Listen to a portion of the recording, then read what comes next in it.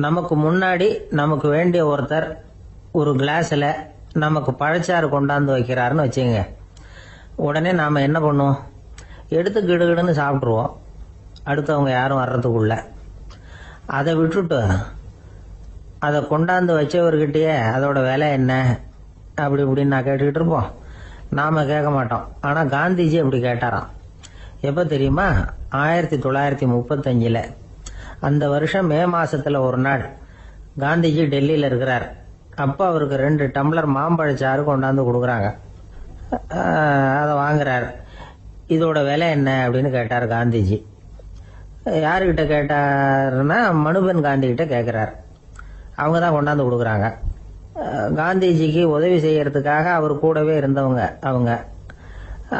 அவங்ககிட்ட தான் கேட்குறாரு. காந்திஜி சும்மா வேடிக்கைக்காக இப்படி கேட்குறாருன்னு நினச்சிட்டாங்க அந்த அம்மா. அதுவும் இல்லாமல் அதோட விலையை கேட்டால் காந்திஜி நிச்சயமாக அதை சாப்பிட மாட்டார் அப்படிங்கிற பயம் வேற. அதனால் அந்த அம்மா பதில் எதுவும் சொல்லாமல் கம்முன்னு இருந்துட்டாங்க. கொஞ்ச நேரம் ஆச்சு. அந்த பழச்சாறு வச்ச இடத்துல அப்படியே இருக்குது. வச்ச இடத்துல வச்சபடியே இருக்குது. காந்திஜி அதை சாப்பிடவே இல்லை. மனுபென் காந்தி பார்த்தாங்க. மெதுவாக காந்திஜி கிட்ட போய் அதை சாப்பிடுங்களேன் அப்படின்னாங்க. பழச்சாறு விலை என்னன்னு கேட்டேன். அதுக்கு பதில் இல்லை.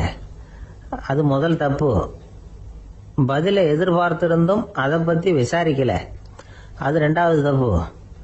இப்படி 2 தப்புகளை பண்ணிவிட்டு என்கிட்ட வந்து இதை சாப்பிடுங்கன்னு சொன்னால் அது எப்படி அப்படின்னு கேட்டாராம் காந்திஜி. மனுபென் காந்தி என்ன சொல்றதுன்னு தெரியாமல் திகைச்சு போய் நின்றுக்கிட்டு இருந்தாங்க. காந்திஜி தொடர்ந்து சொன்னாராம். இப்போ என் முன்னாடி வச்சிருக்கிற இந்த பழச்சாறு விலை சுமாராக ஒரு ₹1/2 இருக்கும். அது அந்த காலத்து மதிப்பு. இந்த பழச்சாறு இல்லாமல் கூட என்னால் இருக்க முடியும்.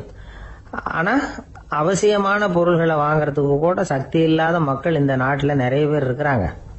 அப்படி இருக்கிறப்போ எனக்கு என்னத்துக்கு இந்த விலை உயர்ந்த பானம்? இதை இப்போ நான் சாப்பிட்டா என் உடம்பு வேணும்னா ஆரோக்கியமாகலாம், ஆனால் என் மனசு அமைதி அடையாது. எனக்கு என்னுடைய உடல் ஆரோக்கியத்தை விட மன ஆரோக்கியம்தான் முக்கியம். அதனால் இதை நான் சாப்பிட மாட்டேன், எடுத்துகிட்டு போயிடு அப்படின்னாராம். அந்த சமயத்தில் ஒரு அகதி பொண்ணு 2 குழந்தைகளோட காந்திஜியை பார்க்கறதுக்காக வந்தது. வணக்கம் சொல்லிச்சு. காந்திஜி உடனே தனக்கு முன்னாடி இருந்த பழச்சாற்றை எடுத்து அந்த பொண்ணுகிட்டையும் குழந்தைகள்கிட்டையும் கொடுத்து சாப்பிட சொன்னார். அவங்க அதை வாங்கி ரொம்ப சந்தோஷத்தோடு சாப்பிட்டாங்களாம். அதை பார்த்த காந்திஜி முகத்தில் ஒரு புன்னகை, ஒரு பரவசம், ஒரு திருப்தி. அவர் மனசு நிறைஞ்சிருந்தது. அப்போ அவர் சொன்னாராம், ஆண்டவன் எனக்கு எப்பவும் சரியான சமயத்தில் கை கொடுப்பாருங்கிறது அதுக்கு இதுதான் அத்தாட்சி. நான் ஒரு இக்கட்டான சூழ்நிலையில் இருக்கிறப்ப கூட கடவுளின் கருணையால் அந்த சூழ்நிலை என்னை பாதிக்கலை. என் கூட இவ்வளவு நாள் பழகியும் கூட இங்கே இருக்கிறவங்க எனக்கு அதிக விலை உள்ள பழரசத்தை கொடுத்தாங்க. ஆனால் சரியான நேரத்தில் அதை சாப்பிட வேண்டியவங்களை என்கிட்ட அனுப்பி வச்சு என்னை சந்தோஷப்படுத்தினார் கடவுள். அவருக்கு நன்றி அப்படின்னாராம் மகாத்மா காந்தி. உடல் ஆரோக்கியத்தை விட மன ஆரோக்கியம்தான் எனக்கு முக்கியம்னு சொன்னார் பாருங்க. அதை நாம் எல்லாரும் மனப்பூர்வமாக இன்னைக்கு சிந்திச்சு பார்க்கணும். இந்த காலத்தில் எல்லாரும் அப்படியா நினைக்கிறாங்க? எனக்கு தெரிஞ்ச ஒருத்தர் இருந்தார். தினமும் காலையில் ஒரு காபி சாப்பிட உட்கார்ற நேரத்தில் பக்கத்து வீட்டுக்காரர் வந்து சேருவார் கரெக்டாக. உடனே அவரும் தனக்குன்னு வந்திருக்கிற காப்பியை எடுத்து மனப்பூர்வமாக பக்கத்து வீட்டுக்காரர்கிட்ட கொடுத்துருவார். அதுக்கப்புறம் அவருக்காக வேற காப்பி போட்டு கொண்டாந்து கொடுத்தாலும் வேண்டான்னு சொல்லிடுவார். ஆண்டவனா பார்த்து சரியான நேரத்தில் அவரை எங்கள் வீட்டுக்கு தினமும் அனுப்பி வைக்கிறார் அப்படிம்பார். ஏன் அப்படி சொல்கிறீங்க அப்படின்னு கேட்டோம் ஒரு நாள். அதுக்கு அவர் சொல்கிறார், எனக்கு என்னோட உடல் ஆரோக்கியம்தான் முக்கியம். இதை கடவுள் புரிஞ்சுக்கிட்டு எங்கள் வீட்டு காப்பியை சாப்பிட்றதுக்கு தினமும் அடுத்த வீட்டுக்காரனை அனுப்பி வைக்கிறார் அப்படின்னார். ஐயா, என்னுடைய நூல் வெளியீட்டு விழாவுக்கு அவசியம் நீங்கள் வரணும் அப்படின்னு கூப்பிட்டார் ஒருத்தர். எப்போ வரணும்னு கேட்டேன். அடுத்த வாரம்னார். சரி, புத்தகம் தயாராகிட்டுதா அப்படின்னு. நாளைக்கு தான் அச்சிக்க கொடுக்க போறேன்னார். என்னங்க இது, புத்தகம் அச்சிடுறதுக்கு முன்னாடியே அழைப்புதழை வந்து அச்சடிச்சு விட்டீங்களே அப்படின்னு கேட்டேன். அதனால என்னங்க, அந்த காலம் மாதிரியா போலாம்.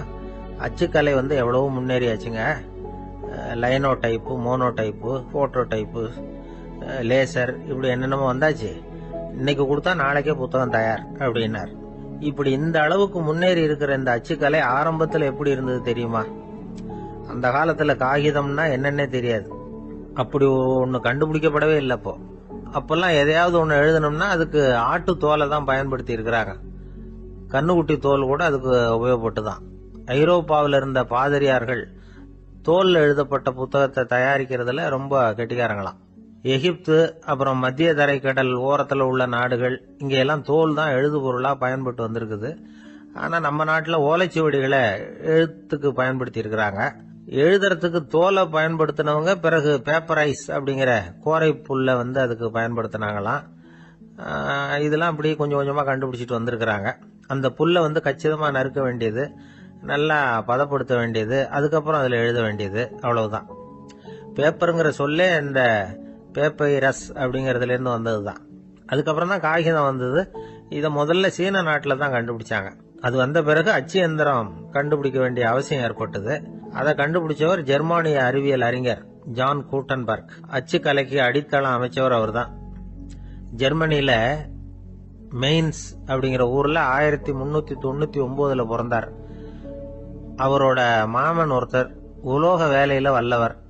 அவர்கிட்ட அந்த வேலையை கத்துக்கிட்டார். அதோட வைர கற்களை பட்டை தீட்டுறதுலயும் ரொம்ப தேர்ச்சி பெற்றிருந்தார். இளம் வயசுலயே சும்மா இருக்க மாட்டாராம். எதை செஞ்சாலும் அதை திறமையா செய்வாராம். அவர் தான் முதல்ல மர அச்சு எழுத்துக்களை உருவாக்கினார். அது மேல மை தடவி பிரதிகள் எடுத்தார்.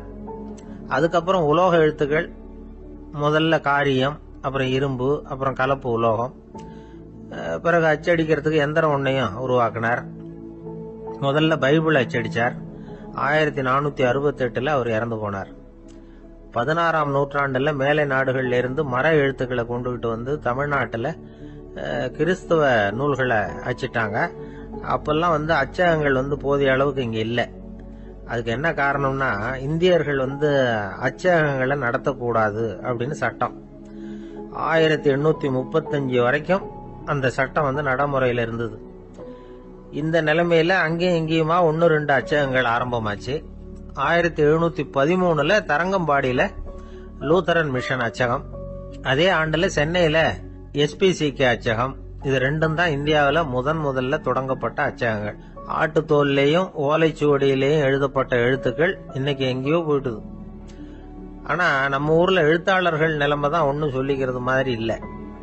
நம்ம ஆள் ஒருத்தர் சொன்னார், சார், நான் சொந்தத்துல ஒரு அச்சாபீஸ் வச்சிருந்தேன், இப்பவும் வச்சிருக்கிறேன். அதனால என்னுடைய படைப்புகளை புத்தகமா வெளியிடுறதுல எனக்கு ஒன்னும் கஷ்டம் இல்ல.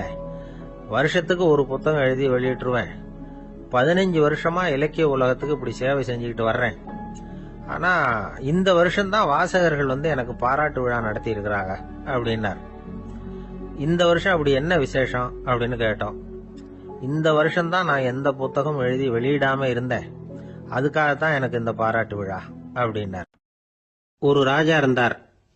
நாடு பூராவும் நிறைய மரங்களை நட்டு வளர்க்கணுங்கிறது அவரோட ஆசை. தானே அதுக்கு முன்மாதிரியா இருக்கணும்னு நினைச்சார். அரண்மனையை சுத்தி மரங்களை நட்டு வளர்த்தார். இத பார்த்துட்டு ஜனங்களும் அவங்கவுங்க வீட்டை சுத்தி மரக்கன்றுகளை நட்டு வளர்த்தாங்க. கொஞ்ச காலத்துல ஊரு பூரா பசுமையா மாறிச்சு. எல்லாருக்கும் சந்தோஷமா இருந்தது. இது ஒரு பக்கம் இருக்கட்டும். இப்ப நான் சொல்ல போற கதை வேற. அதாவது அந்த ராஜா ஒரு நாள் தன்னுடைய அரண்மனைய சுத்தி இருக்கிற விதவிதமான மரங்களை எல்லாம் போய் பார்த்தார். எப்படி இருக்கிறீங்க அப்படின்னு ஒவ்வொரு மரத்துக்கிட்டையும் விசாரிச்சாராம். எந்த மரமும் சந்தோஷமா இருக்கிறதா தெரியல. அதுக்கு மனசுல ஒரு குறை. முதல்ல ஆலமரத்துக்கிட்ட போனார். அது சொல்லிச்சு, மண்ணா, நான் நல்லா பெருசா வளர்ந்துருக்கிறேன், அடர்த்தியா இருக்கிறேன், கிளையெல்லாம் 4 பக்கமும் நல்லா படர்ந்துதான் இருக்குது, இருந்தாலும் எந்த பிரயோஜனமும் இருக்கிறதா தெரியல எனக்கு. என்னுடைய பழம்லாம் ரொம்ப சின்னதா இருக்குது, என் கண்ணுக்கு சரியா புறப்பட மாட்டேங்குது. நான் இருக்கிற சைஸுக்கு என்னுடைய கிளையில இருக்கிற பழம்லாம் எவ்வளவு பெருசா இருக்கணும், அது இத்தினூண்டு இருக்கிறது எனக்கு பெரிய அவமானமா இருக்கு. இப்படி இங்க நின்றுகிட்டு இருக்கிறதே ரொம்ப கூச்சமா இருக்கு. ஒரு நல்ல புயல் வந்ததுன்னா பேசாம சாஞ்சு விடலாமான்னு பாக்குறேன் அப்படின்னு புலம்புது ஆலமரம். சரி இருக்கட்டும்னு நினைச்சுக்கிட்டு ராஜா அடுத்தபடியா ஒரு அத்தி மரத்துக்கிட்ட போனார். அதுவும் புலம்ப ஆரம்பிச்சுட்டுது. நான் கூட பெரிய மரம் தான், இல்ல இலையெல்லாம் அழகா தான் இருக்குது, பழம் அழகா இருக்குது, இருந்தாலும் உள்ள விஷயம் இல்லையே, அத்தி பழத்தை புட்டு பார்த்தா அத்தனையும் சொத்த அப்படின்னு பழமொழியே உண்டாயிட்டுத. இப்படி ஒரு கெட்ட பேரோட நான் இருக்கணுமா அப்படின்னு புலம்புது அது. சரி இது இருக்கட்டும் அப்படின்னு சொல்லி அடுத்தபடியா வேப்ப மரத்துக்கிட்ட போனார். அது தன்னுடைய வேதனையை வெளியிட்டது.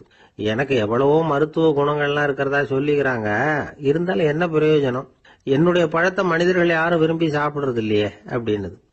ராஜா அடுத்தாப்புல இருந்த ஒரு பனை மரத்துக்கிட்ட போனார். நான் நல்லா உயரமா தான் வளர்ந்துருக்கிறேன், மற்ற மரங்கள்லாம் என்னை அண்ணாந்து தான் பார்க்கணும், இருந்தாலும் என்கிட்ட நிழலுக்காக யாரும் ஒதுங்கறது இல்லையே அப்படின்னது.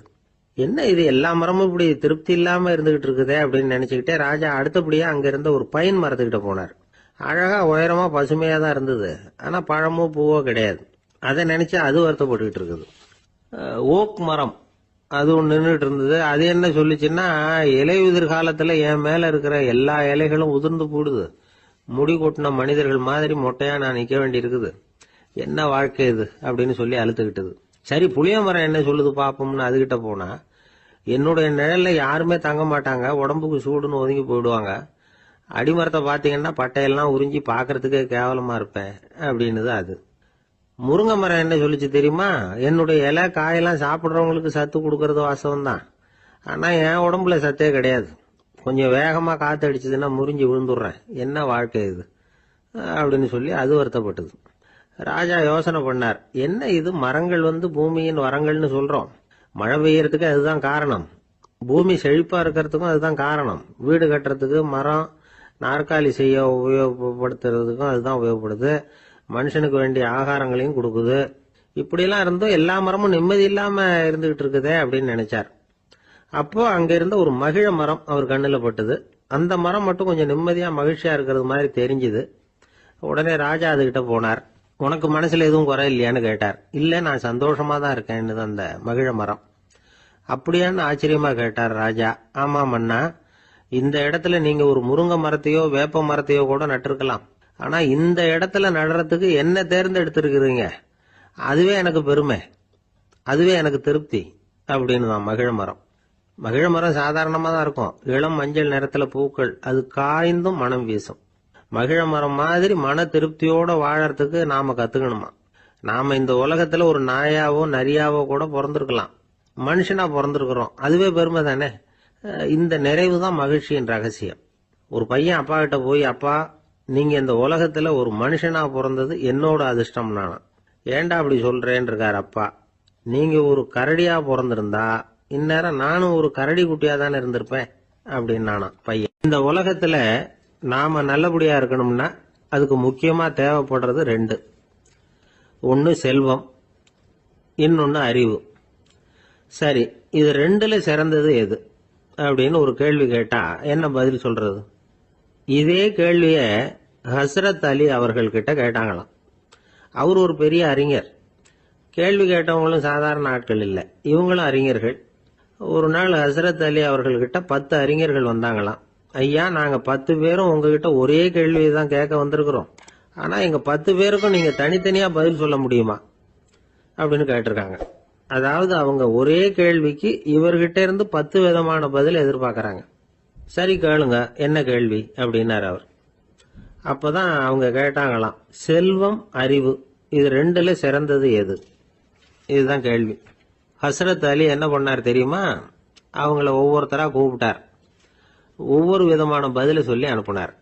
முதல்ல ஒருத்தரை கூப்பிட்டார், சொன்னார், அறிவுங்கிறது தீர்க்கதரிசிகள், ஞானிகள், மகான்கள் இவங்களோட பரம்பரை சொத்து, ஆனா செல்வம்ங்கிறது கொடுங்கோலரின் ஆயுதம், அதனால அறிவு தான் சிறந்தது அப்படின்னார். 2வது ஆளை கூப்பிட்டார், உங்ககிட்ட செல்வம் இருந்தா நீங்க தான் அதை காப்பாற்றணும், ஆனா அறிவு உங்களை எப்பவும் காப்பாற்றும், ஆகவே அறிவு தான் சிறந்தது அப்படின்னார். 3வது ஆளை கூப்பிட்டார், செல்வந்தனுக்கு எப்போதும் விரோதிகள் அதிகம், ஆனா அறிஞனுக்கு நண்பர்கள் அதிகம், அதனால அறிவு தான் சிறந்ததுன்னார். அடுத்தவரை கூப்பிட்டார், செல்வம் அடுத்தவங்களுக்கு கொடுக்க கொடுக்க குறையும், ஆனா கல்விங்கிறது அதிகரிச்சுக்கிட்டே வரும், கொடுக்கறதுனால குறையாது, அதனால அறிவு தான் சிறந்ததுன்னார். இன்னொருத்தரை கூப்பிட்டார், அறிவுள்ளவன் எப்பவும் அதை அடுத்தவங்களுக்கு வாரி வழங்கிக்கிட்டே இருப்பான், அதனால அவங்ககிட்ட தாராளத்தன்மை இருக்கும், ஆனா செல்வந்தன் கிட்ட கஞ்சத்தனம் தான் இருக்கும், அதனால அறிவு தான் சிறந்ததுன்னார். 6வது நபரை கூப்பிட்டார், செல்வத்தை கள்வர்கள் திருடிட்டு போக முடியும், ஆனா அறிவை அப்படி திருடிட்டு போக முடியாது அப்படின்னார். 7வது நபரை கூப்பிட்டார், செல்வம் கால ஓட்டத்துல அழிஞ்சிரும், ஆனா அறிவை கால ஓட்டம் ஒன்றும் பண்ண முடியாது, ஆகவே அறிவே சிறந்ததுன்னார். 8வது ஆளை கூப்பிட்டு சொன்னார், செல்வத்துக்கு எப்பவும் எல்லை உண்டு, நிறைவு உண்டு, அளவு உண்டு, கணக்கு உண்டு, ஆனா அறிவுக்கு அப்படிப்பட்ட எல்லை எதுவும் கிடையாது, அதனால அதுதான் சிறந்ததுன்னார். அடுத்தவனை கூப்பிட்டார், செல்வம் உள்ளத்துல உள்ள ஒளியை போக்கிவிடும், இருட்டை உண்டாக்கிவிடும், விரிந்த மனப்பான்மையை குறுகலாக்கிவிடும். ஆனா அறிவு அப்படி இல்லை. இருண்ட உள்ளத்துல ஒளியை பாய்ச்சி அதை விசாலப்படுத்துது. அதுதான் சிறந்ததுன்னார்.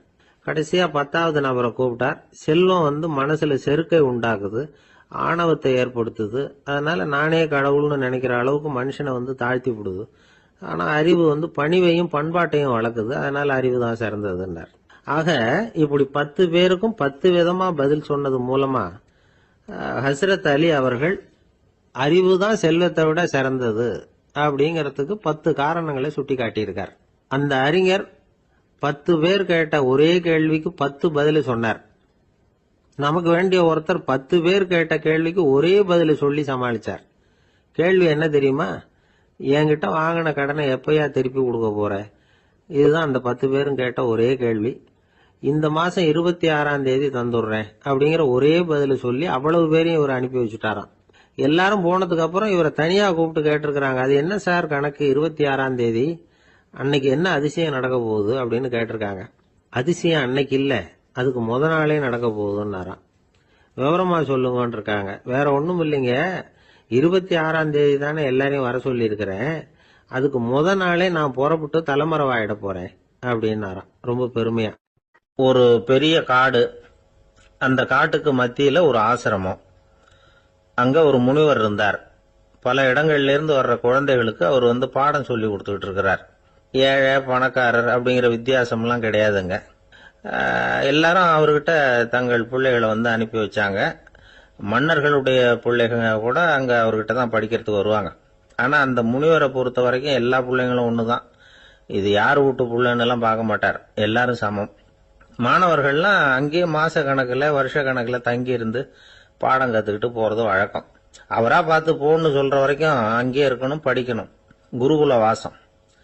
ஒரு சமயம் ஒரு ராஜகுமாரனும் அவர்கிட்ட படிச்சுக்கிட்டு இருந்தான். அவனுக்கு ஒரு 15 வயசு இருக்கும். சில வருஷம் கழிச்சு இந்த முனிவர் தன்கிட்ட இருக்கிற மாணவர்களுக்கெல்லாம் பரீட்சை வச்சார்.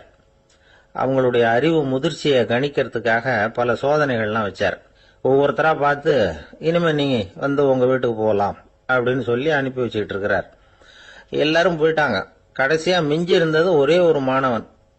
அவனை மட்டும் வீட்டுக்கு அனுப்பல. யார் அந்த பையன் தெரியுமா? அவன்தான் அந்த ராஜகுமாரன். ராஜகுமாரனுடைய தந்தைக்கு, அதுதான் அந்த ராஜாவுக்கு, அங்க வயசு ஏறிக்கிட்டே போகுது. என்ன இது, படிக்க போன பையன் இன்னும் திரும்பி வரலையே அப்படின்னு நினைச்சார். வந்துட்டா சீக்கிரமா அவனுக்கு பட்டம் கட்டிவிட்டு நாம விலகிக்கலாமே அப்படின்னு நினைச்சாரு. கல்யாணம் வேற பண்ணி பார்க்கணும் பையனுக்கு. ஆனா பையன் வர்ற வழியை காணும். ராஜா பார்த்தார். சரி நேர்லயே போய் என்னன்னு தெரிஞ்சிட்டு வந்துருவோம் அப்படின்னு காட்டுக்கு புறப்பட்டார்.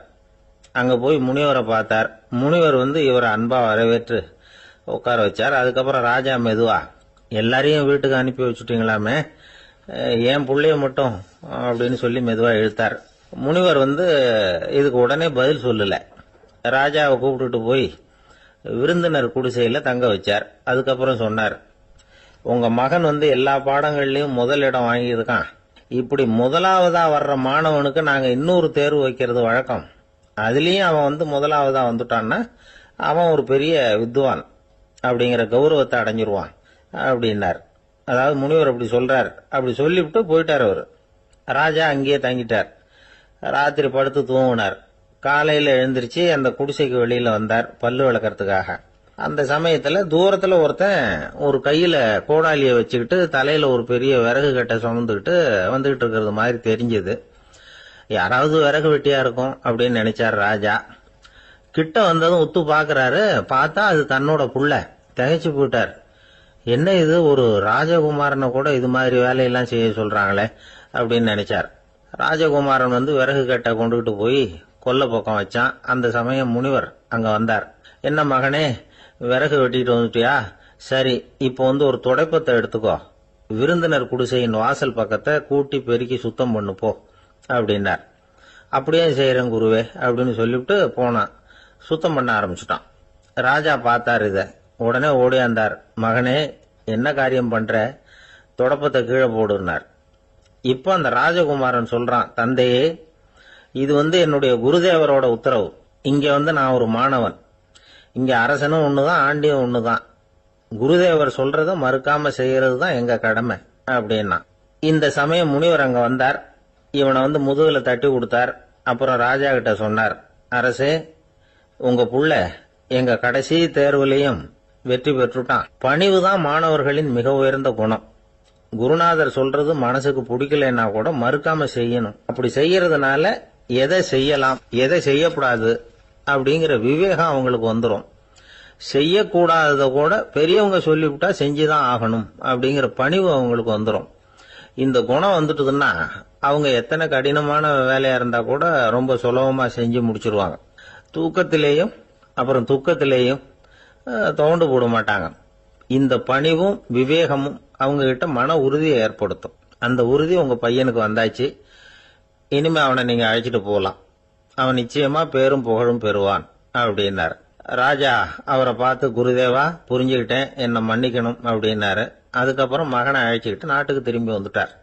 இந்த கதைய இன்று ஒரு தகவல்ல சொல்லுங்க சார், உங்க நிகழ்ச்சியில சொல்லுங்க சார் அப்படின்னு சொல்லி மாணவர்கள் கேட்டா, பணிவா இருக்கிறது எப்படி அப்படிங்கறத புரிஞ்சுக்குவாங்க அப்படின்னு சொன்னார் ஒருத்தர். சரி சொல்லுவோம், அதுக்கு முன்னாடி நேர்லயே ஒரு பையன்கிட்ட சொல்லி பார்க்கலாமே அப்படின்னு தோணுச்சு. உடனே ஒரு பையனை கூப்பிட்டோம். ஏன்பா, உங்க வாத்தியார் உனக்கு இது மாதிரி ஒரு பரீட்சை வச்சா என்ன பண்ணுவேன் அப்படின்னு கேட்டோம். நானும் அப்படிதான் சார் நடந்துக்குவேன், விறகு வெட்டுவேன், தொடப்பத்தினால கூட்டி சுத்தம் பண்ணுவேன், உடனே செஞ்சு முடிச்சிருவேன் சார் அப்படின்னா. பலே பரவாயில்லையே அப்படின்னோம். ஆமா சார், அப்படி செஞ்சாதானே வீட்டுக்கு அனுப்புவார், இல்லைன்னா இன்னொரு வருஷம் இங்கே இருந்து படின்னு சொல்லி விடுவாரு, அதனால அப்படி செய்வேன் அப்படிங்கிறான் அந்த பையன். காலை நேரம், கடற்கரை ஓரம், காலை வீசிக்கிட்டு கையை வீசிக்கிட்டு ஏதோ சண்டைக்கு போற சிப்பாய் மாதிரி எல்லாரும் நடந்து போயிட்டு இருக்கிறாங்க. நடைப்பயிற்சி. அதுல நமக்கு தெரிஞ்ச ஒருத்தர் எதிரில் வந்தார் ரொம்ப வேகமா. என்ன சார் வாக்கிங்க அப்படின்னு கேட்டோம். அவரால் ஆமாம்னு பதில் சொல்ல முடியல, அவ்வளவு கஷ்டம். மூச்சு விடுறதுக்கே வாயை திறந்து திறந்து மூடிட்டு இருக்கிறார். எங்க பேசுறது? கொஞ்சம் நின்று நிதானிச்சு மூச்சு விட்டுட்டு அதுக்கப்புறம் சொன்னார் ஆமா அப்படின்னு. என்ன சார் இவ்வளவு வேகம்னு? உங்க பேச்ச கேட்டுட்டு தான் சார் நடக்க ஆரம்பிச்சோம். நீங்க தான் அடிக்கடி சொல்லிட்டு இருந்தீங்க நடக்கிறது நல்லதுன்னு. அன்னையிலேருந்து ஆரம்பிச்சுட்டேன், ஆனால் ரொம்ப கஷ்டமா இருக்குது சார். இப்ப பாருங்க, உங்ககிட்ட சுலபமா பேசக்கூட முடியல, மூச்சு வாங்குது, உடம்பு கூட வலிக்கிறது மாதிரி இருக்கு அப்படின்னு அவர் பாட்டுக்கு பேச ஆரம்பிச்சிட்டார். உங்களை யாரு சார் இவ்வளவு வேகமா நடக்க சொன்னது? வேகத்தை குறைங்க, மெதுவா நடங்க அப்படின்னோம். நீங்க நடக்கிறதுனால என்னென்ன சௌகரியம்னு அன்னைக்கு சொன்னீங்களே தவிர சௌகரியமா நடக்கிறது எப்படின்னு சொல்லலையே அப்படின்னாரு அவர். இன்னமும் லேசா மூச்சு வாங்கிட்டே சொன்னா கூட இவர் சொல்றதுலயும் ஒரு நியாயம் இருக்கு. அதனால இந்த நடைப்பயிற்சி பண்றவங்க கவனிக்க வேண்டிய சில முக்கியமான குறிப்புகள் இருக்கு. அது என்னென்னங்கிறத அவங்க தெரிஞ்சுக்கணும். அது தெரிஞ்சு வச்சுக்கிறது நல்லது. இதெல்லாம் மருத்துவ நிபுணர்கள் சொல்ற குறிப்புகள். அவங்க என்ன சொல்றாங்க தெரியுமா? உங்க வயசு 40க்கு மேலையா? உங்க எடை இருக்க வேண்டியதை விட 10 கிலோ அதிகமா இருக்குதா? நீங்க புகை பிடிக்கிறவரா? இதய நோய், ரத்த நாள நோய், உயர் ரத்த அழுத்தம் இப்படி ஏதாவது உங்களுக்கு உண்டா? அப்படின்னா நீங்க உங்க இஷ்டத்துக்கு வரிஞ்சு கட்டிக்கிட்டு நடைப்பயிற்சி பண்ண ஆரம்பிச்சிடாதீங்க. முதல்ல ஒரு மருத்துவ பரிசோதனை பண்ணிக்கோங்க, அதுதான் நல்லது அப்படின்னு அவங்க சொல்றாங்க. நடக்கிறப்போ, உடற்பயிற்சி செய்யறப்போ மார்பு பகுதியில அல்லது வேற எங்கேயாவது தொடர்ந்து வலி இருந்ததுன்னா பயிற்சியை நிறுத்தி விட்டு டாக்டரை போய் பார்க்கணும். நடைப்பயிற்சி பண்றப்போ உங்க சக்திக்கு தகுந்த மாதிரி மெதுவா அதிக கஷ்டம் இல்லாம முன்னேறலாம். அங்க என்ன போட்டியா வைக்கிறாங்க? முந்திக்கிட்டு போய் என்ன பண்ண போறோம்? பரிசா வாங்க போறோம். அதனால நிதானம் அவசியம் அப்படிங்கறது அவங்க ஆலோசனை. தொந்தரவு கொடுக்காத ஷூ, ட்ரெஸ் இதுகளை உபயோகப்படுத்துங்க. பாதத்துல ஆடு தசை இருக்குல்ல, அங்க ஏதாவது பிரச்சனை இருந்ததுன்னா டாக்டரை பாருங்க. இந்த பாதத்துல வலி வரும் அந்த இடத்துல. வெயில் காலமா இருந்தா தலைக்கு தொப்பி வச்சுக்கோங்க. பனியில நடந்தாலும் அப்படித்தான், தலையை பத்திரமா பாத்துக்குங்க. நம்ம கிட்ட ஏதோ கொஞ்சம் உருப்படியா தெரியறது அதுதானே. உடற்பயிற்சிக்கு முன்னாடி பின்னாடி பயிற்சி செய்யறப்போ நிறைய தண்ணி குடிக்கலாமா. முதல் 1 மாசத்துக்கு கொஞ்சம் தளர்த்தியா சாவகாசமா நடக்கலாம். மணிக்கு 3 அல்லது 4 கிலோமீட்டர் வேகம்னு வச்சுங்களேன். அதுக்கப்புறம் வேகத்தை அதிகப்படுத்தலாம். மணிக்கு 6 அல்லது 8 கிலோமீட்டர் அளவுக்கு நடக்கலாம். நல்லா கையை வீசிக்கிட்டு நடக்கணும். மூச்சு விடுற எண்ணிக்கை அதிகரிக்கணும். இது மாதிரி ஒரு 30 நிமிஷம் நடக்கலாம். தனியா நடந்து போறதுக்கு உங்களுக்கு என்னமோ மாதிரி இருக்குதா? கூட யாரையாவது சேர்த்துக்குங்க, ஒரு குரூப்பா சேர்ந்து போகலாம். நடக்கிறதுங்கிறத ஒரு சந்தோஷமான சமாச்சாரமா ஆக்கிக்கணும். தினம் இப்படி நடக்க வேண்டி இருக்குதே அப்படின்னு புலம்பிக்கிட்டே போகக்கூடாது. சில பேர் நடக்கிறப்போ கடந்த காலத்தை அசை போட்டுக்கிட்டே போவாங்க, சில பேர் வருங்காலத்தை அசை போட்டுக்கிட்டே போவாங்க, சில பேர் முக்கியமான திட்டம்லாம் இப்படி நடக்கிறப்பதான் தீர்மானம் பண்ணுவாங்க. நடக்கிறதுனால மன இறுக்கம் குறையுது, பரபரப்பு குறையுது, மன ஆற்றல் பெருகுது, தன்னம்பிக்கை வளருது, முதுமை தள்ளி போகுது, செயல்திறன் அதிகரிக்குது. இதை தவிர உடம்புக்கும் பல விதமான சௌகரியங்கள் ஏற்படுது. அதனால இதுவரைக்கும் நடக்க ஆரம்பிக்காதவங்க இனிமே இந்த குறிப்புகளை கவனத்தில் வச்சுக்கிட்டு நடக்க ஆரம்பிச்சுடலாம். சார்லஸ் லேம்ப் அப்படின்னு ஆங்கில இலக்கிய மேதை ஒருத்தர், அவர் ஒரு தரம் உடம்பு சரியில்லைன்னு டாக்டர் கிட்ட போனாராம். டாக்டர் அவரை பார்த்துட்டு, நீங்க தினமும் காலையில வெறும் வயத்துல நடக்கணும் அப்படின்னாராம். வெறும் வயத்துல நடக்கிறதுக்கு நான் தயார், ஆனா வயிறு கிடைக்கணுமே சார், யார் வயத்து மேல நடக்கிறது டாக்டர் அப்படின்னு கேட்டாராம் இவர். ஒரு நண்பர் யாருக்கோ போன் பண்ணிட்டு இருந்தார். அவர் பேசி முடிச்சதும் நான் அவரை பார்த்து, இப்போ போன் பண்ணீங்களே அந்த போன் நம்பர் என்ன அப்படின்னு கேட்டேன். அவரு தலையை சொரிஞ்சுக்கிட்டார், ஞாபகம் வரலன்னார். சரி சார் அதை விடுங்க, உங்க மனைவி பேர் என்ன அப்படின்னு கேட்டேன். மாலதின்னார். என்ன சார் இது வேடிக்கை, கொஞ்ச நேரத்துக்கு முன்னாடி பேசின போன் நம்பர் மறந்து போச்சு, எப்போ கல்யாணம் பண்ணிக்கிட்ட மனைவி பேர் மறக்கல, அதை கரெக்டா சொல்லிவிட்டீங்களே அப்படின்னு கேட்டேன். அவரு என்ன ஒரு மாதிரியா பார்த்தார். அவரு அப்படி என்ன பார்த்ததுல ஒன்றும் தப்பு இல்லை, ஏன்னா நாம எல்லாருமே அப்படித்தானே. ஒரு குறிப்பிட்ட காரியத்துக்காக தொலைபேசியில ஒருத்தட்ட பேசுறோம், அதுக்கப்புறம் அந்த எண் நமக்கு அனாவசியம், அதனால மறந்துடுறோம். இதுக்கு பேர் தான் தற்காலிக ஞாபகம். ஆனா மனைவி பேரை மறந்துட முடியுமா? முடியாது. அது அவசியமான ஒண்ணு. அடிக்கடி அந்த பேரை உபயோகப்படுத்துறோம், அதனாலேயும் அது முக்கியங்கிறதுனாலேயும் அதை மறக்கிறது இல்லை. இதுக்கு பேரு நிரந்தர ஞாபகம். சரி, இந்த தற்காலிக ஞாபகம், நிரந்தர ஞாபகம், இது ரெண்டு ஞாபக அளவுகளையும் கட்டுப்படுத்துறது எது அப்படின்னா மூளைக்குள்ள நடக்கிற மின்சார நடவடிக்கைகள் தான். தற்காலிக ஞாபகம் ஒரு மின்னல் மாதிரி தோன்றி மறையுது, நிரந்தர ஞாபகம் ஒரு படிவம் போல மூளையில படிஞ்சுடுது. ஒரு சம்பவத்தின் பல பிரதிகள் மூளையில பல்வேறு பகுதிகளிலேயும் படியறதுனால ஒன்னு மறைஞ்சாலும் மறந்தாலும் இன்னொன்னு மறையறதில்ல. இப்படிப்பட்ட நிலைமையில தான் இந்த தொண்டையில இருக்கு, வாயில வரமாட்டேங்குது சார் அப்படிமா. ஒருத்தருக்கு எந்த துறையில ஆர்வமும் ஈடுபாடும் அதிகமோ அது சம்பந்தமான ஞாபக சக்தி அதிகமா இருக்கும். தொழிலை விரும்புகிற ஒரு டெலிபோன் ஆபரேட்டருக்கு எண்கள்லாம் நல்ல ஞாபகம் இருக்கும். அது மாதிரி கவிஞர்களுக்கு வார்த்தைகள் நல்ல ஞாபகத்தில் இருக்கும். இது ஒரு பக்கம் இருந்தாலும் ஒரு மூளை எண்களை விட எழுத்துக்களை விட படங்களை ரொம்ப சுலபமா ஞாபகத்துல வச்சுக்குது. புரிஞ்சுக்கிற தன்மை, அனுபவம், புத்தி கூர்மை இது கூடி குறையறத பொறுத்து ஞாபக சக்தியும் ஏறும் இறங்கும். இப்ப உதாரணத்துக்கு ஒரு பையனுக்கு படிச்சது எதுவும் ஞாபகத்துல இல்லைன்னா அவன் அதை சரியா புரிஞ்சுக்கலன்னு அர்த்தம். இந்த மறதிங்கிறது எந்த சமயத்துல ஒரு பிரச்சனை ஆகுது தெரியுமா? உங்களுக்கு வேண்டியப்பட்ட ஒருத்தரை ஞாயிற்றுக்கிழமை சாயந்தரம் சரியா 5 மணிக்கு கடற்கரைக்கு வர சொல்லிவிட்டு அந்த நேரத்தை மறந்துட்டா அது பரவாயில்ல, வர சொன்னதையே மறந்துட்டாதான் நிலைமை மோசம்னு அர்த்தம். இப்படி இருந்தா இது சிகிச்சை எடுத்துக்க வேண்டிய நிலைமைங்கிறத புரிஞ்சுக்கணும். ஆமா, இதுக்கும் மருந்து இருக்கு. ஆனா மூளை குறிப்பிட்ட அளவுக்கு கீழே இயங்குறப்போ இன்னொன்னு சொல்லுவாங்க, இந்த நியூரோ டிரான்ஸ்மிட்டர் அப்படின்னு சொல்லுவாங்க. அப்படிங்கிற மூளை ரசாயனம் ரொம்பவும் குறைஞ்சி போறப்போ மட்டும்தான் உபயோகப்படும். டாக்டர் என்ன சொல்றாங்க தெரியுமா? மூளையை பொறுத்த வரைக்கும் அதுல ஞாபக சக்தி அதிகமா உள்ள மூளை, மறதி உள்ள மூளை அப்படின்னு ஒண்ணும் கிடையாது அப்படிங்கிறாங்க. நினைவு வச்சுக்கிறதுக்கு பயிற்சி அளிக்கப்பட்ட மூளை, பயிற்சியற்ற மூளை அப்படின்னு வேணும்னா சொல்லலாம் அப்படின்னு சொல்றாங்க. அதனால நம்ம ஞாபக சக்திங்கிறது நம்ம கிட்ட இருக்கிற பயிற்சி, முயற்சி இதை பொறுத்து தான் அமையும்.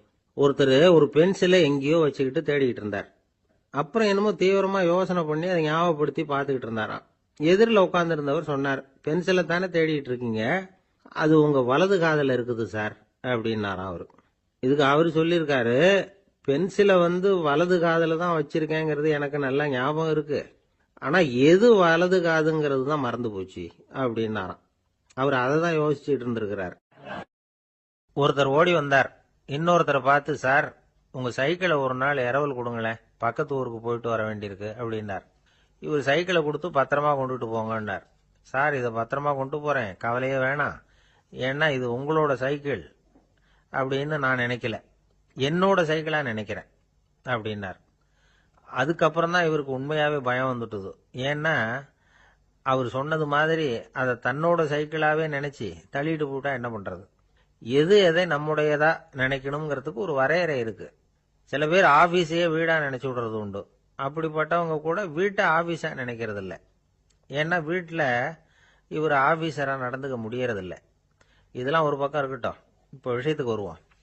பொறியியல் மேதை டாக்டர் விஸ்வேஸ்வரய்யா இருந்தார் இல்லையா, பாரத ரத்னா விருதெல்லாம் கொடுத்தாங்களே. ஆபீஸ் வேலை வேற, சொந்த வேலை வேற அப்படிங்கிறதுக்கு ஒரு உதாரணமா இருந்தவர் அவர். மைசூர் மகாராஜா கிட்ட திவானா இருந்தார். அவர் ஒரு நாள் அரசாங்க வேலை காரணமா வெளியூர் போயிருந்தார். ஹாசன்கிற ஊருக்கு பக்கத்துல ஒரு பயண மாளிகை, அங்க தங்கிவிட்டார். ராத்திரி அங்க தங்கி இருந்துட்டு விடிஞ்சதும் ஊருக்கு திரும்புறதாக திட்டம். ராத்திரி தூங்கறதுக்கு ரொம்ப நேரம் ஆயிட்டுது. ரொம்ப நேரம் வரைக்கும் அரசாங்க சம்பந்தப்பட்ட வேலைகளையே பார்த்துக்கிட்டு இருக்கிறார். அரசாங்க ஃபைல்கள் நிறைய இருந்தது. அதையெல்லாம் ஒவ்வொன்றா எடுத்தார், படிச்சு பார்த்தார், பரிசீலனை பண்ணார். அதில் எழுத வேண்டியதை எழுதினார், கையெழுத்து போட்டார். ஒரு வழியா அந்த வேலையெல்லாம் முடிஞ்சுது. அதுக்கப்புறம் என்ன பண்ணார்னா, தன்னுடைய சூட்கேஸை திறந்தார். அதிலிருந்து 2 மெழுகுவத்தியை எடுத்து கொளுத்தி வச்சார். அந்த பயண மாளிகையில அது வரைக்கும் எரிஞ்சுக்கிட்டு இருந்த மின்சார விளக்குகளை அணைச்சுட்டார். அதுக்கு பிறகு அந்த மெழுகுவத்தி வெளிச்சத்துல சில புத்தகங்களை தொடர்ந்து படிக்க ஆரம்பிச்சிட்டார். அந்த பயண மாளிகையில பணியாளரா இருந்தவர் இதை பார்த்துட்டு ஓடி வந்தார். மறுபடியும் மின் விளக்க போடுறதுக்காக போனார். விஸ்வேஸ்வரய்யா அதை பார்த்துட்டு போட வேணாம்ட்டாராம். இதுவரைக்கும் நான் அரசாங்க அலுவல்களை கவனிச்சுக்கிட்டு இருந்தேன், அதனால மின் விளக்குகள் அப்ப எரிஞ்சதுல தப்பு இல்லை. இப்ப நான் புத்தகம் படிச்சுக்கிட்டு இருக்கேன், இது என்னுடைய சொந்த வேலை. இங்க இருக்கிற மின் விளக்கு அதுக்காக ஏன் எரியணும் அப்படின்னு கேட்டாராம். இப்ப இருக்கிற சில அரசு பணியாளர்கள் கிட்ட இந்த சம்பவத்தை பேச்சோட பேச்சா சொல்லி பார்த்தேன். அவங்களால இதை ஜீரணிக்கவே முடியல. நேர்மை தேவைதான் சார், அதுக்காக அவ்வளவு தூரத்துக்கு அது தேவையா அப்படிங்கிறாங்க. விஸ்வேஸ்வரய்யா அப்படி பண்ணினது தான் ஒரு நேர்மையாளர் அப்படின்னு இந்த உலகத்துக்கு நிரூபிக்கணுங்கிறதுக்காக இல்ல. தான் அப்படி நடந்து காட்டினா தன்னை சுத்தி இருக்கிறவங்களும் அதை கேள்விப்படுறவங்களும் முடிஞ்ச அளவுக்கு பொது வாழ்க்கையில அரசு பணியில நேர்மையை கடைபிடிக்க முயற்சி பண்ணலாமே அப்படிங்கிறதுக்காகத்தான். இப்பவும் சில பேர் இருக்கிறாங்க, இவங்க ஆபீஸ் வேற வீடு வேறன்னு நினைக்கிறது இல்ல, அவ்வளவு உரிமை. ஒருத்தர் அப்படிதான், அவருக்கு அவசரமா 5000 ரூபாய் தேவைப்பட்டது. ஆபீஸ் பணத்தை எடுத்துக்கிட்டார். அந்த நேரம் பார்த்து ஆடிட் வந்துட்டுது. ஆப்பிட்டுக்கிட்டார். விசாரணை நடக்குது. அவர் சொல்றார், சார் நான் நேரம் காலம் பார்க்காம ஆபீஸ்ல வேலை செய்வேன். ஏன்னா அதை என்னோட ஆபீஸா நினைக்கிறேன். அவசரத்துக்கு அந்த பணத்தை எடுத்தேன், மறுபடியும் வச்சுடலாம்னு தான் இருந்தேன். அதுக்குள்ள இப்படி ஆயிட்டுது. நீங்க என்ன நினைச்சாலும் சரி, நான் ஆபீஸ் வேற வீடு வேற அப்படின்னு நினைக்கிறது இல்ல, அது என்னோட சுபாவம் அப்படின்னார். விசாரணை பண்ணவர் தீர்ப்பு வழங்கினார். உங்க சுபாவத்துக்கு மதிப்பு கொடுத்து நானும் தீர்ப்பு வழங்குறேன். நீங்க கொஞ்ச நாள் ஜெயிலில் இருந்துட்டு வாங்க, அது உங்களுக்கு கஷ்டமா இருக்காதுன்னு நினைக்கிறேன். ஏன்னா அங்க போனாலும் நீங்க உங்க சுபாவப்படி வீடு வேற ஜெயில் வேறன்னு நினைக்க மாட்டீங்க அப்படின்னாராம். தானத்துல சிறந்தது எது அப்படின்னு ஒரு கேள்வியை கேட்டு, தானத்துல சிறந்தது நிதானம் அப்படின்னு அதுக்கு ஒரு பதிலும் சொல்றவங்க உண்டு. நிதானம் ரொம்ப அவசியம். அதுவும் இன்றைய உலகத்துக்கு ரொம்ப அவசியம். இன்னைக்கு உலகம் ரொம்ப பரபரப்பா போயிட்டு இருக்குது. பொறுமையா இருக்கணும்னு நினைக்கிறவங்களால கூட அப்படி இருக்க முடியறதில்ல. பொறுமையை சோதிக்கிறது மாதிரி பல சம்பவங்கள், அதையெல்லாம் சந்திச்சே தீர வேண்டி இருக்குது. எங்க போனாலும் கியூல நிக்க வேண்டி இருக்குது, எங்க போனாலும் காத்துக்கிட்டு இருக்க வேண்டி இருக்கு. ஆபீஸ்லயோ வீட்லயோ கூட நீங்க நிதானமா பொறுமையா நடந்துக்க தெரியலன்னா உங்களுக்கு சிடுமூஞ்சி முசுடு இப்படிலாம் பேர் வச்சிருவாங்க. அது உங்களுக்கு தேவையா? சரி, வாழ்க்கையில் பொறுமைசாலின்னு பேர் வாங்கறதுக்கு என்ன வழி? முதல் பாயிண்ட், நீங்க நினைக்கிறது, எதிர்பார்க்கறது, செய்யறது எல்லாமே 100% கரெக்டா நடக்கணும்னு ஆசைப்படக்கூடாது.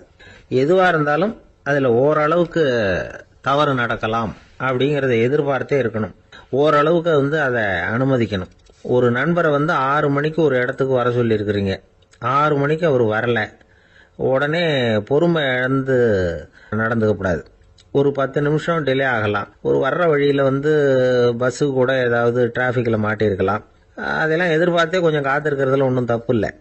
சில சமயம் டிலே ஆகிறது கூட நல்லதா முடியும். ஒரு பஸ்ஸை தவற விட்டுட்டு ஐயோ கொஞ்சம் ஒரு 2 நிமிஷம் முன்னாடி வந்திருந்தா பிடிச்சிருக்கலாமே அப்படின்னு தவிச்சுக்கிட்டு இருப்பாங்க சில பேர்.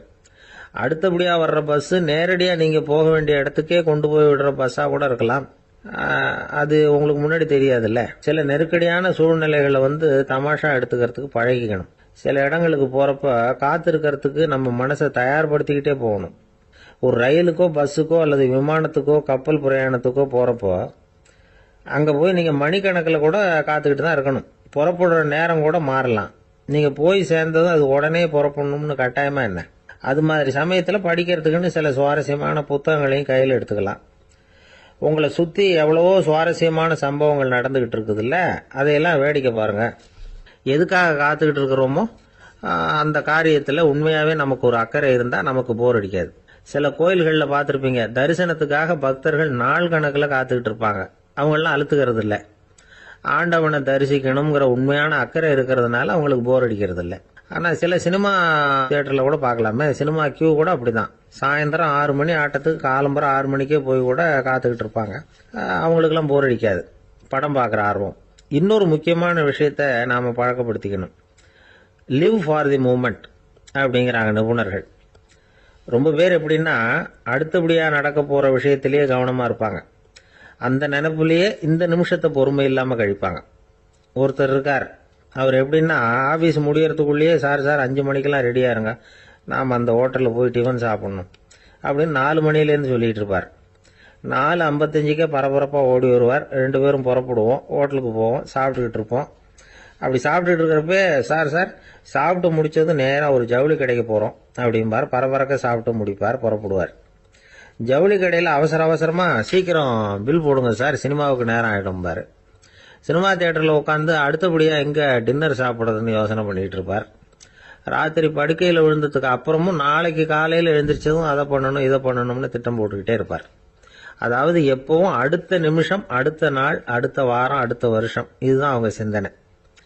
இந்த நிமிஷம் என்ஜாய்மெண்ட்டை அவங்க இழந்துடுறாங்களாம்.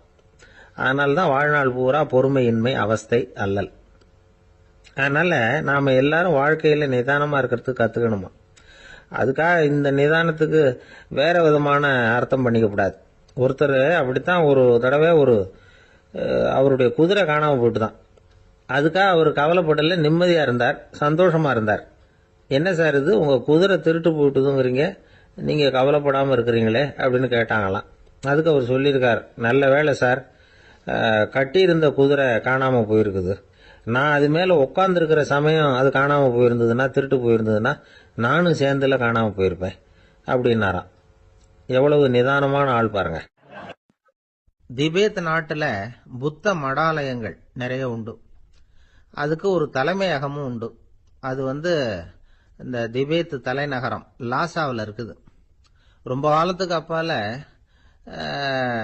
அதை பற்றியெல்லாம் நிறைய விவரங்கள் எழுதி வச்சிருக்கிறாங்க. அது இப்போவும் நமக்கு கிடைக்குது. அதாவது ரொம்ப தூரத்துக்கு அந்தாண்ட மலைகளுக்கு நடுவில் ஒரு கிளை மடாலயம். அந்த மடத்தின் தலைவருக்கு வயசாயிட்டு தான். அதனால் தலைமை பொறுப்பை வேற ஒருத்தர்கிட்ட ஒப்படைக்கலாம் அப்படின்னு முடிவு பண்ணாராம். உடனே ஒரு லாமாவை கூப்பிட்டார். அவர் மூலமாக தலைமை மடாலயத்துக்கு செய்தி அனுப்புனார், பொருத்தமான வாரிசு ஒருத்தரை அனுப்பி வைக்கும்படியாக. அந்த வாலிப லாமா புறப்பட்டார். காடு மேடெல்லாம் நடந்து போறார். ரொம்ப நாள் கழிச்சு தலைமை பீடத்தை அடைஞ்சார். தலைமை குரு கிட்ட விவரத்தை சொன்னார். தகுதியான ஒருத்தரை அனுப்பி வச்சா அழைச்சிட்டு போறேன் அப்படின்னார். சரி, நாளைக்கு காலையில் நீங்கள் அவங்க எல்லாரையும் அழைச்சிட்டு போகலாம்னார் அவர். அவங்க எல்லாரையுமா? அங்கே தேவைப்படுறது ஒருத்தர் தானே அப்படின்னார் இவர். ஆமான்னார். அப்புறம் ஏன் எல்லாரையும் அழைச்சிட்டு போக சொல்கிறீங்கன்னார். அது இப்போ உனக்கு புரியாது. நான் ஒரு 100 பிக்குகளை அனுப்புகிறேன், அதாவது பிட்சுகளை. அவ்வளவு பேரையும் அங்கே வச்சு சமாளிக்க முடியாது அப்படின்னாரு இவர். இருந்தாலும் இப்போ அந்த தலைமை குரு என்ன சொன்னார்னா, அதை பற்றி கவலைப்படாத, நான் 100 பேரை அனுப்புகிறேன். அதில் 99 பேர் வழியிலேயே காணாமல் போடுவாங்க, ஒருத்தன் மட்டும்தான் வருவான். அவனும் அங்கே சேர்ந்துட்டான்னா நீ ரொம்ப கொடுத்து வச்சவன் அப்படின்னார். இவருக்கு ஒன்றும் புரியல. இருந்தாலும் மறுநாள் அந்த வாலிப லாமா 100 பேரை அழைச்சிட்டு புறப்பட்டார். போகிற வழியிலேயே பல பேர் அங்கங்கே பிச்சுக்கிட்டு போயிட்டாங்க. அவர் சொன்னது மாதிரியே. வழியில் அவங்க ஊர்கள் இருந்தது தான் காரணம். அப்பா அம்மாவை பார்த்துட்டு வரேன் அப்படின்னு கொஞ்சம் பேர் போனாங்க. சொந்த பந்தத்தை பார்த்துட்டு வரேன் அப்படின்னு கொஞ்சம் பேர். ஒரு வாரம் ஆச்சு. இப்போ மிஞ்சினது 10 பேர் தான். வழியில் ஒரு நகரம். அங்கே சில பிட்சுக்கள் சந்திச்சாங்க. எங்கள் மடத்து தலைவர் இறந்துட்டார், உங்களில் யாராவது ஒருத்தர் எங்களுக்கு தலைவராக முடியுமா அப்படின்னு கேட்டாங்க. 10 பேரும் தயார். அதில் ஒருத்தரை அழைச்சிட்டு அவங்க போயிட்டாங்க. இன்னொரு ஊரில் சில பேர் வந்தாங்க, வழி மறிச்சாங்க. நில்லுங்க, எங்கள் மன்னர் மகளுக்கு திருமணம், அதை நடத்தி வைக்க 3 லாமாக்கள் தேவை அப்படின்னாங்க. இப்படி கொஞ்சம் கொஞ்சமா எல்லாரும் காலி. கடைசியில 2 பேரும் மிஞ்சினாங்க. அங்க ஒரு இளம்பெண் எதிரில் வந்தா. எங்க அப்பா வேட்டைக்கு போயிருக்கிறாரு, இன்னும் திரும்பி வரல. வீட்டில் வேற யாரும் இல்லை, தனியா இருக்க பயமா இருக்கு, யாராவது ஒருத்தர் எனக்கு துணையா இருக்கணும் அப்படின்னு கேட்டுக்கிட்டா. எங்க 2 பேர்ல நீயே ஒருத்தரை தேர்ந்தெடுத்துக்கோ, இல்லைன்னா எங்களுக்குள்ள சண்டை வந்துடும் அப்படின்னாங்க. இப்ப மிஞ்சினவர் ஒருத்தர். அவருக்கும் ஒரு சோதனை வந்தது. ஒரு தர்க்கவாதி எதிரில் வந்தான். உன்னோட வாதம் பண்ணணும்னா. இவனோட வாதம் பண்றேன், அது முடிய ரொம்ப காலம் ஆகலாம். தர்க்கத்துல நான் ஜெயிச்சா அங்க வரேன், இல்லைன்னா இவருடைய சீடனை ஆயிடுவேன் அப்படின்னார் அவரு. கடைசியா அழைக்க வந்த வாலிபலாமா மட்டும் வெறும் கையோட திரும்பி போனார். அங்க இருந்த வயசான மடாதிபதி கேட்டார், எத்தனை பேர் அங்கிருந்து புறப்பட்டீங்கன்னார். என்னையும் சேர்த்து 101ன்னார் அவரு. நல்லது, நீயாவது திரும்பி வந்திய, அதுதான் எனக்கு போதும். ஏன்னா நீ தான் எனக்கு உண்மையான வாரிசு. அந்த 100 பேர்ல யாரும் வரமாட்டாங்க அப்படின்னார் அவர். ஏன்னா அவருக்கு தெரியும் இவர் ஒருத்தர் தான் திரும்பி வருவாருங்கிறது. திபேத்தில் ஒரு பழங்கால பழமொழி உண்டாம், 100 பேர் செல்லலாம், எப்பொழுதாவது ஒருவன் அபூர்வமாக அடைய வேண்டிய இடத்தை அடைவான். இதுதான் அந்த பழமொழி. ஒரு உன்னதமான இலக்கை அடையணும்னா அது அவ்வளவு சுலபமான காரியம் இல்லை. இந்த காலத்து மடாலயம் ஒன்றும், அதுல ஒரு தலைவர், அவருக்கு வயசாயிட்டுது, தனக்கு ஒரு வாரிசை நியமிக்கணும் அப்படின்னு ஆசைப்பட்டார். ரொம்ப கஷ்டப்பட்டு ஒருத்தரை பிடிச்சார். தனக்கு வாரிசா நியமிச்சுட்டு அவர் சமாதி ஆயிட்டார். புதுசா பொறுப்பேற்றுக்கிட்டவர் அப்படியே உட்காந்துருந்தார். அவரை தேடிட்டு பத்திரிகை நிருபர்கள்லாம் வந்தாங்க, கேட்டாங்க. அவர் உங்க பொறுப்புல அவர் பெரியவர் விட்டுட்டு போன இது எவ்வளவு சுமாரா தேரும், எவ்வளவு விட்டுட்டு போனார் அப்படின்னு கேட்டிருக்கிறாங்க. அது என்ன ஒரு 50 லட்சம் இருக்கும் அப்படின்னாராம். அவ்வளவும் பணமா அப்படின்னு கேட்டிருக்காங்க. இல்லைங்க, கடன் அப்படின்னாராம் இவர். ஒரு காட்டுல ஒரு நரி இருந்தது. ஒரு நாள் காலை நேரம் அது தன்னுடைய இருப்பிடத்திலிருந்து வெளியில வந்தது. கொஞ்ச தூரம் நடந்து வந்தது. அப்பதான் அது தன்னோட நிழலை கவனிச்சு பார்த்தது. பார்த்தா அது ரொம்ப நீளமா பெருசா இருக்குது. காலை நேரத்துல நிழல் அப்படித்தானே இருக்கும். ஆனா அந்த நரிக்கு அந்த விஷயம் தெரியல. தன்னுடைய நீண்ட பெரிய நிழலை பார்த்து ஆச்சரியப்பட்டது. ஆஹா, நாம இவ்வளவு பெருசாவா இருக்கிறோம் அப்படின்னா என்னுடைய காலை சாப்பாட்டுக்கு ஒரு யானை இல்லைன்னா ஒரு ஒட்டகம் கிடைச்சாதான் சரியா இருக்கும் போல இருக்கு அப்படின்னு முடிவு பண்ணிட்டுது. உடனே ஒரு யானை அல்லது ஒட்டகத்தை தேடி அலைஞ்சது, எங்க கிடைக்கும்னு. கிடைக்கவே இல்லை. மத்தியானம் 12 மணி ஆயிட்டுது. பசியோடு அலையுது. இப்ப தன்னோட நிழலை பார்த்தது. அது மத்தியான நிழல் எப்படி இருக்கும், அது ரொம்பவும் குறுகி போய் தெரிஞ்சது. உடனே அந்த நரி என்ன நினைச்சுக்கிட்டு தான் தெரியுமா, காலை ஆகாரம் சாப்பிடாததுனால நம்ம உடம்பு இப்படி அழிச்சு போட்டுதே அப்படின்னு நினைச்சுக்கிட்டு தான். கொஞ்ச நேரம் கழிச்சு மறுபடியும் தன்னுடைய நிழலை பார்க்குது. அது இன்னமும் குறுகி போய் காலடியிலேயே வந்துட்டுது. அதுக்கு பயமா போயிடுது. ஐயோ, இன்னும் கொஞ்ச நேரத்துல நாம இறந்துருவோம் போல இருக்க, இப்ப என்ன செய்யறது? இந்த சமயத்துல ஒரு எறும்பு கிடைச்சா கூட போதும், அதை நம்ம காலை ஆகாரமா நினைச்சு சாப்பிட்டு விடலாமே அப்படின்னு நினைச்சுதான். நம்முடைய நிழல் கூட நம்மள மாதிரியே தான் அடிக்கடி மாறிக்கிட்டே தான் இருக்குது. அது எப்பவும் ஒரே மாதிரி இருக்கிறது இல்ல. மனிதனுக்கு ஏற்படுகிற தன்முனைப்பு இருக்கு பாருங்க, ஈகோ, அது கூட ஒரு நிழல் மாதிரி தானா. அப்படி நினைக்க ஆரம்பிச்சுட்டா அதனால ஏதும் பிரச்சனை வராதான். தன்முனைப்பை நிழல் போலவே ஏற்றுக்கொள்ளுங்கள் அப்படிங்கிறது பெரியவங்க கருத்து. ஒரு காரியத்தை வெற்றிகரமா நல்ல விதமா செஞ்சு முடிக்கிறோம்னு வச்சுக்கோங்க, அந்த சமயத்துல ஒரு வித நுட்பமான தற்பெருமை நமக்குள்ள உண்டாகுது. இது இயற்கையானது, அதனால இது மேல பற்று வைக்கக்கூடாது. அப்படி வைக்க ஆரம்பிச்சுட்டா அந்த தற்பெருமை ஒரு நிரந்தர விருந்தாளியா நம்ம கிட்ட தங்கிக்கும். நம்ம நிழல் எப்படின்னு பாருங்க, நாம நடக்கும் பொழுது நம்ம பின்னாடியே வரும். தன்முனைப்பையும் அப்படியே நினைச்சுக்குங்க. நிழல் யாருக்கும் எந்த பிரச்சனையையும் உண்டாக்குறது இல்லை. ஆனா அந்த நிழலை கண்டே நாம பயப்பட ஆரம்பிச்சுட்டா நாம எதுலயும் வெற்றி காண முடியாது. நிழலோட சண்டை போடக்கூடாது. அது மாதிரி தன்முனைப்போடவும் நாம சண்டை போட வேண்டியதில்லை. இல்லாத ஒன்றோடு சண்டை போடுறது எப்படின்னா, அது இருட்டோட சண்டை போடுறது மாதிரி. நாம நிழல் கிடையாது, நம்ம கிட்ட இருக்கிற தன்முனைப்பு ஒரு நிழல். நம்ம நிழலையும் நமக்கு சமமா பாக்குறோம் பாருங்க, அங்கதான் சிக்கலே ஆரம்பம். இப்போ நாம நடந்து போயிட்டு இருக்கிறோம், நம்ம நிழல் தரையில விழுது. யாரோ ஒருத்தர் நம்ம நிழல் மேல காலை வச்சு நடந்து போறார். உடனே அவர்கிட்ட சண்டைக்கா போறோம், ஏண்டா என் நிழலை மிதிச்ச அப்படின்னு. நமக்கு தெரியும் அது நிழல் தாங்கிறது. அவர் உங்க மேல நடக்கல, உங்களுடைய நிழல் மேலதான் நடக்கிறார். அது மாதிரி உங்க தன்முனைப்பின் மேல யாராவது நடந்தா உங்களை அவமானப்படுத்துறதா நினைக்கிறீங்க. காரணம், நாமளும் நம்ம தன்முனைப்பும் ஒண்ணுங்கிற நினைப்பு தான் காரணம், மற்றபடி வேற ஒண்ணும் கிடையாது. நம்ம நிழல் மேல நடக்கிறவர் நம்மளை காயப்படுத்துறது இல்ல. தன்முனைப்பு வேண்டாத ஒன்னாவும் பார்க்க வேண்டியதில்லை. அது இயற்கை. நிழலை உங்க முன்னாடி வைக்க வேணாம், அது உங்க பின்னாடியே இருக்கட்டும். நிழலின் நிழலாகி விடாதீர்கள், நீங்கள் நீங்களாகவே இருங்கள். இதுதான் சான்றோர் சிந்தனை. ஒரு பேருந்துல ஒரே நெரிசல். ஒருத்தர் பக்கத்துல நின்றுகிட்டு இருந்தவர்கிட்ட ரொம்ப பணிவா விசாரிச்சார், ஏன் சார் நீங்க ஏதாவது பெரிய உத்தியோகத்துல இருக்கிறீங்களா அப்படின்னார். அப்படிலாம் ஒண்ணும் இல்லைங்கன்னார் அவரு. அப்படின்னா வேற ஏதாவது அரசியல்ல பெரிய பதவியில் இருக்கிறீங்களா அப்படின்னு கேட்டார். அதுவும் இல்லைங்கன்னார். சரி, பணமாவது அதிகமா வச்சிருக்கீங்களா அப்படின்னு கேட்டார். அப்படிலாம் ஒன்றும் கிடையாது சார்னார் அவரு. அப்புறம் எதுக்குடா என் காலை மிதிச்சுக்கிட்டு இருக்கிற, இடரா காலை அப்படின்னாராம். ஒரு ஆள் இருந்தான், நிறைய பணம் சம்பாதிச்சான், ஆனா செலவு பண்ண மனசு வரல, கருமி. அவன் என்ன பண்ணா, சேர்த்த பணம் பூராவையும் ஒரு மரத்தடியில புதைச்சு வச்சிருந்தான். வாரத்துக்கு ஒரு தடவை அந்த மரத்தடிக்கு வருவான், புதைச்ச இடத்த அவளோட பாத்துக்கிட்டு இருப்பான், அதுக்கப்புறம் போயிடுவான். அவ்வளவுதான். ஒரு நாள் ஒரு திருடன் வந்தான், இவன் புதைச்சு வச்சிருந்ததெல்லாம் எடுத்துட்டு போட்டான். இது தெரிஞ்சு போச்சு.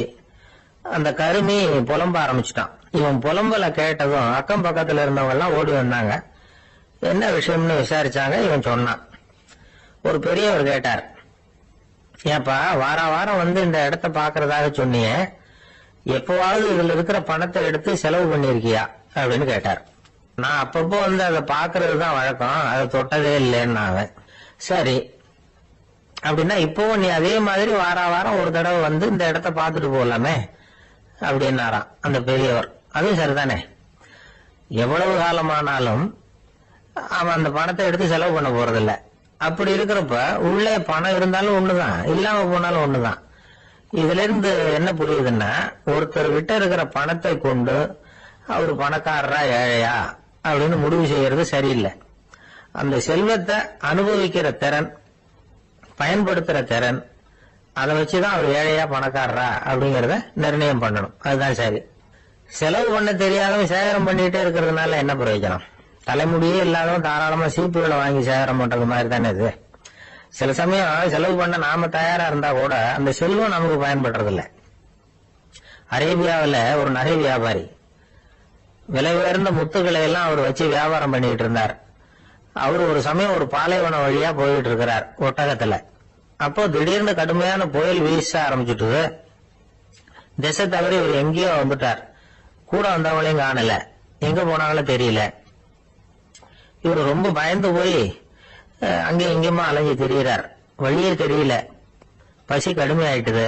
ஒட்டகத்து முதுகுல ஒரு மூட்டை இருந்தது, அதை பிரிச்சு பார்த்தார். உள்ள ஏதாவது இருக்கான்னு தேடி பாக்குறார். அது வரைக்கும் கண்ணுல தட்டுப்படாத அபூர்வமான ஒரு பை கண்ணுல போட்டது. ஆஹா, அதுல ஏதாவது சாப்பிடறதுக்கு இருக்கும் அப்படின்னு நினைச்சு ஆவலா அதை பிரிச்சு பாக்குறார். அந்த பையில விலை உயர்ந்த முத்துக்கள் நிறைய இருந்ததாம்.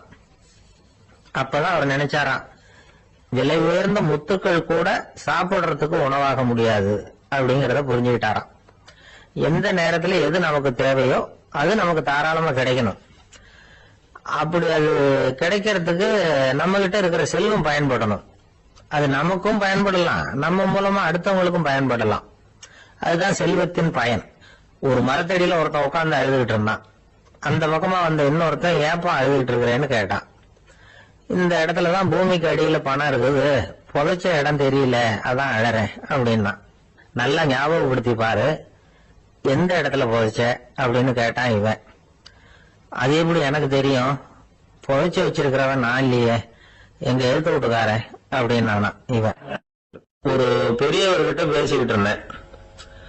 அவரு என்கிட்ட ஒரு கேள்வி கேட்டார். திருடர்கள் எத்தனை வகை தெரியுமா உனக்கு அப்படின்னார். இதுதான் அவர் கேட்ட கேள்வி. எதுக்காக என்ன பார்த்து அந்த கேள்வி கேட்டாரு தெரியல. இருந்தாலும் நான் அவருக்கு பதில் சொன்னேன். திருடர்கள்ல எத்தனையோ வகை உண்டுங்க. கார் திருடன், சைக்கிள் திருடன், முகமூடி திருடன், எப்படி சொல்லிட்டு போலாம். இருந்தாலும் என்னுடைய சிற்றறிவுக்கு எட்டின வரையில திருடர்களை 2 வகையா பிரிக்கலாம் அப்படின்னு நினைக்கிறேன். ஒன்னு ராத்திரியில திருடுற திருடன், இன்னொருத்தன் பகல்ல திருடன், அதாவது பகல் திருட ராத்திரி திருடன் அப்படின்னு பெரியவர் சிரிச்சார். என்ன சிரிக்கிறீங்களா? என்ன கள்வர்கள் 4 வகை அப்படின்னு ஆரம்பிச்சார். எப்படின்னு கேட்டேன். சாப்பாட்டுக்கு இல்லாம திருடுறாங்க பாருங்க, அது ஒரு வகையாம். சாப்பாட்டுக்கு இருந்தும் திருடுறாங்க பாருங்க, அது ஒரு வகையாம். இதை தவிர இன்னும் ஒரு 2 வகை திருட்டு உண்டு. அது என்னன்னா, ஆண்டவன் கிட்ட இருந்து நாம திருடுற திருட்டு, இன்னொன்னு என்னன்னா நம்ம கிட்ட இருந்து ஆண்டவன் திருடுற திருட்டு அப்படின்னார். எனக்கு ஒண்ணும் புரியல. என்ன சார் இது, ஆண்டவனையே வந்து திருடன்னு சொல்றீங்களே அப்படின்னு ஆச்சரியமா. ஆமாங்க, ஆண்டவனை வந்து கள்வன்னு சொல்றது இல்லையா? காஞ்சிபுரத்துக்கு பக்கத்துல திருக்கார்வனம் அப்படின்னு ஒரு ஊர் இருக்கு. அங்க உள்ள பெருமாளுக்கு வந்து கள்வர்னு தான் பேரு. அது மட்டும் இல்ல, திருமங்கையாழ்வார் தம்முடைய திரு நெடுந்தாண்டகத்துல கார்வனத்துள்ளாய் கல்வா அப்படின்னு தான் அழைக்கிறார் அப்படின்னு நிறைய உதாரணம்லாம் சொல்ல ஆரம்பிச்சார். அதுக்கப்புறம் அவர்கிட்ட பேசி நான் புரிஞ்சுக்கிட்ட விவரங்களை தான் இப்போ உங்ககிட்ட சொல்ல போறது. அதாவது அவர் சொன்ன முதல் வகை திருடர்கள் வந்து சாப்பாட்டுக்கு இல்லாம திருடுறவங்க. இவங்களை வந்து திருத்தி விடலாம். சாப்பாட்டுக்கு இருந்தும் பணம் சேர்க்கணுங்கிற ஆசையால பொய் கணக்கெல்லாம் எழுதுறாங்க பாருங்க, அவங்க தான் 2வது வகை. 3வது வகை திருட்டு தான் மிகப்பெரிய திருட்டு. இறைவனுக்கு சொந்தமானதை நம்முடையதுன்னு நினைக்கிற திருட்டு. எது இறைவனுக்கு சொந்தமானது அப்படின்னா ஆத்மா. பகவானுக்கு சொந்தமான ஆத்மாவை நம்முடையதுன்னு நினைக்கிறது தான் அந்த மாபெரும் திருட்டு. இதுக்கு பேரு தான் ஆத்மாபகாரமா. சரி, இதுக்கு பரிகாரம் என்ன?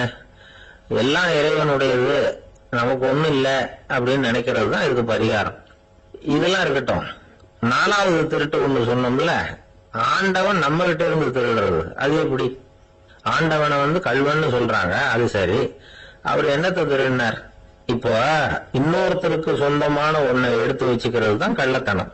ஆனா ஆண்டவன் எடுத்துக்கிட்டோம்னா இருக்கிறது எல்லாமே அவனுக்கு சொந்தம். அப்படி இருக்கிறப்போ அவரை எப்படி கள்வன்னு சொல்றது? இது என்ன புரியாம இருக்குது அப்படின்னு சொல்லி பார்த்தா அதுக்கும் விளக்கம் சொல்றாங்க அவங்க. அதாவது ஆண்டவனுக்கு வந்து உருவமே கிடையாது, அருவமா இருக்கிறவன், அதாவது உருவம் இல்லாம இருக்கிறவன். அப்படி உள்ள பகவான் வந்து நம்மள மாதிரி உருவத்துல இருக்கிறான். நம்மள மாதிரியே கையை காலு மூக்கெல்லாம் இருக்குது ஆண்டவனுக்கு. இந்த உருவம் நம்ம கிட்ட இருந்து திருடினது தானே. அவன் வந்து தன்னுடைய உண்மையான திருமையை வந்து நமக்கு காட்டாம, அதாவது தரிசனம் கொடுக்காம இருக்கிறது கள்ளத்தனம் தானே. அதனாலதான் இதுவும் ஒரு பெரிய திருட்டு, இருக்கிறதுலயே மிகப்பெரிய திருட்டு அப்படிங்கிறார்.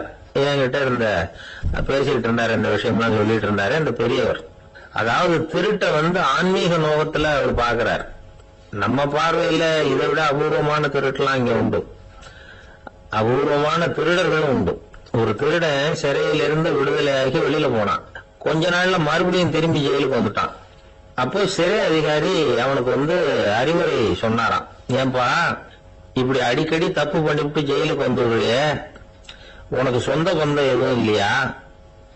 உனக்கு அப்பா அண்ணன் தம்பிகள் அவங்க கூட எல்லாம் சேர்ந்து வாழணுங்கிற ஆசை இல்லையா அப்படின்னு கேட்டிருக்காரு. அவங்களோட சேர்ந்து வாழணுங்கிற ஆசை எனக்கு நிறைய உண்டுங்க சார் அப்படின்னு அவன். அப்புறம் எதுக்கு இப்படி ஜெயிலுக்கு வந்துடுற அப்படின்னாரான் அவரு. அவங்க எல்லாருமே இங்கதானே சார் இருக்காங்க அப்படின்னு அவன். ஒரு நண்பர் வந்தார், ரொம்பவும் இறுக்கமா உடை அணிஞ்சிருந்தார். அதாவது ஆடைக்குள்ள அவர் மாட்டிக்கிட்டு இருந்தது மாதிரி தெரிஞ்சது.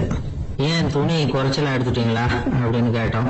இல்லைங்க, எனக்கு எப்பவுமே இறுக்கமா உடை அணியறது தான் பிடிக்கும் அப்படின்னாரு. ஒருத்தர் எப்படி உடை அணிகிறார் அப்படிங்கறத வச்சு அந்த ஆள் எப்படிப்பட்டவர் அப்படிங்கறத கண்டுபிடிச்சிடலாம். உடை அணிகிற விதம் ஒருத்தருடைய மனநிலையை வெளிப்படுத்துதான். இப்ப இறுக்கமான உடை அணிகிறவங்க பொதுவா மன நிம்மதி இல்லாதவங்களா இருப்பாங்களாம், கோபக்காரங்களா இருப்பாங்களாம். ரொம்ப தொலைதொலைப்பா ஆடை அணிகிறவங்க இருக்கிறாங்கல்ல, அவங்க எல்லாம் அமைதியான ஆளா இருப்பாங்களாம், சாந்தமா இருப்பாங்களாம். இவங்க எல்லாம் போராடுறதுக்கு சரியா வரமாட்டாங்களாம். இப்படி ஒரு கணிப்பு இருக்குது. அதனாலதான் போர் வீரர்களுக்கு எல்லாம் இறுக்கமான உடையை தான் கொடுக்கறது வழக்கம். ஆனா சன்னியாசிகளை பாருங்க, அவங்களுக்கு எல்லாம் ரொம்ப தொலை உடைகள் தான். அவங்க எல்லாம் வந்து டைட் பேண்ட் போட்டுட்டு நிக்க மாட்டாங்க சன்னியாசிகள்லாம். அதே மாதிரி சன்னியாசிகள்லாம் காவி உடைய தேர்ந்தெடுக்கிறதுக்கும் காரணம் உண்டு. பல ஆண்டுகள் சோதனை செஞ்சு பார்த்துட்டு தான் சன்னியாசத்துக்கு காவி தான் சரி அப்படின்னு முடிவு பண்ணியிருக்கிறாங்க. இப்ப பௌதீக விஞ்ஞானப்படியும் அதுதான் சரி. அதாவது சூரிய ஒளியில 7 வண்ணங்கள் உண்டு. ஒரு பொருள் மேல அது விழும்போது அந்த பொருள் நமக்கு சிவப்பா தெரிஞ்சதுன்னா அந்த பொருள் சிவப்பை தவிர மற்ற எல்லா நிற கதிர்களையும் உள்வாங்கிக்கிட்டு சிவப்பு நிறத்தை மட்டும் வெளியில விடுது. அதாவது விலக்கி விடுது. அதனாலதான் அந்த பொருள் சிவப்பா தெரியுது.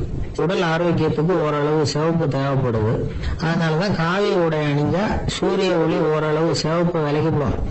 அதாவது சிவப்பின் பலனும் கிடைக்கும், இந்த சிவப்பின் கெடுதலும் இல்லை அப்படின்னு யோசனை பண்ணாங்க. காவி உதய வேளையின் நிறம்.